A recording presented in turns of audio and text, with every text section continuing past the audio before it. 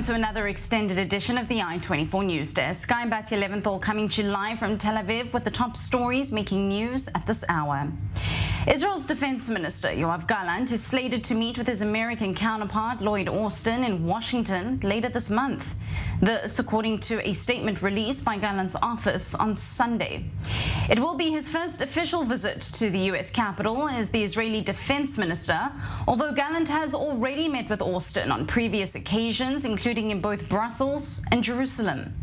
The two are set to discuss a range of security issues, but their upcoming meeting is likely to focus on the Iranian threat in the region and a potential U.S.-backed normalization agreement between Israel and Saudi Arabia.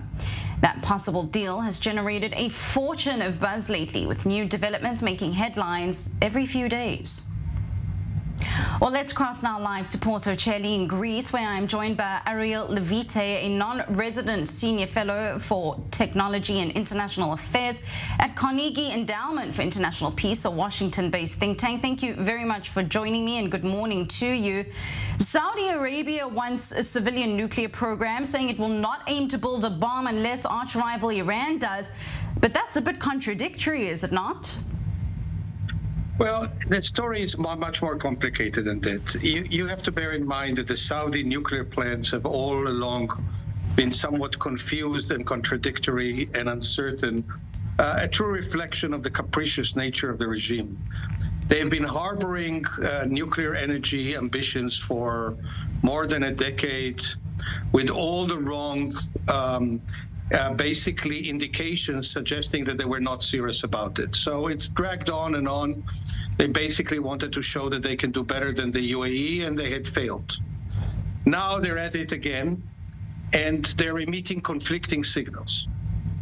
And speaking of ambitions, why is Israel so concerned here? Is it perhaps fair to equate Saudi Arabia and Iran with regards to their nuclear intentions or ambitions, as you put it? Well, there are two issues there.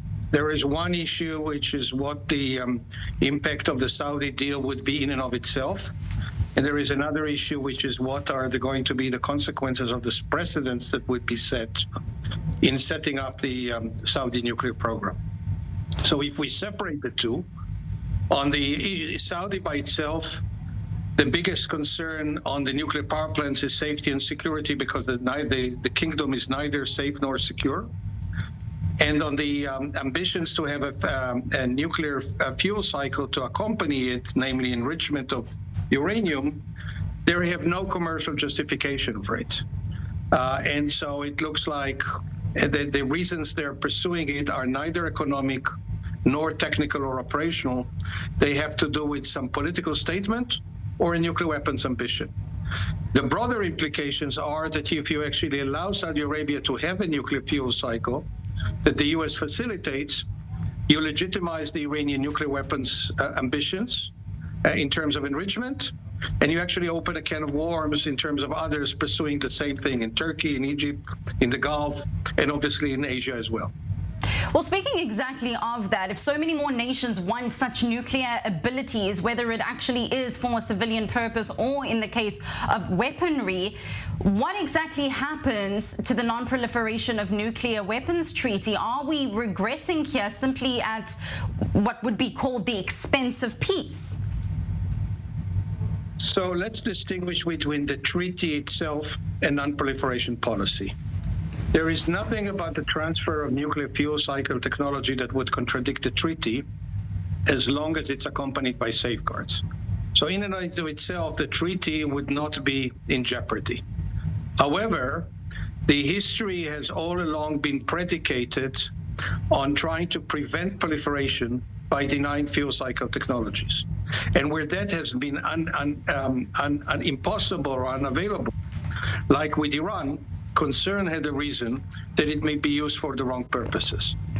This is exactly the issue now with Saudi Arabia, that if Saudi Arabia gets fuel cycle technology, Iran would be completely off the hook, number one, and number two, others would actually aspire to have it and may actually use it for building nuclear weapons.